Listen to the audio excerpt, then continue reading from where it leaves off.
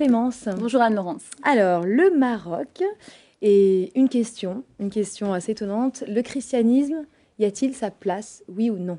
Oui, et c'est une question qui est tout à fait légitime parce qu'au Maroc, eh bien, la majorité de la population est musulmane et on sait que le roi du Maroc, donc Mohamed VI, est considéré comme étant un descendant direct du prophète de l'islam Mahomet. Donc oui, au Maroc, il y a donc une église, c'est une église officielle, on y trouve des protestants français, des catholiques également, des orthodoxes grecs, russes, et puis bien sûr, il y a également des Marocains qui se sont convertis au christianisme et qui sont donc d'origine musulmane. Et on estime qu'ils sont à peu près 3000. Et c'est justement ces donc Marocains convertis au christianisme qui parfois rencontrent quelques difficultés.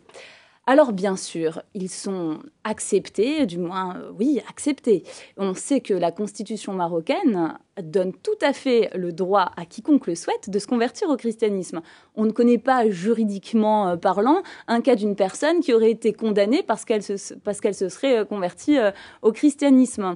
Mais ce que l'on sait, c'est que ces chrétiens n'ont pas le droit d'association. Alors qu'est-ce que cela signifie ?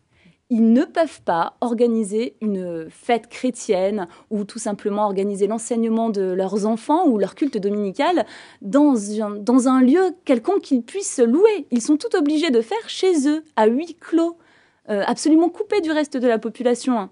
Donc oui, ces chrétiens sont tolérés, mais cette tolérance, elle est vraiment fragile.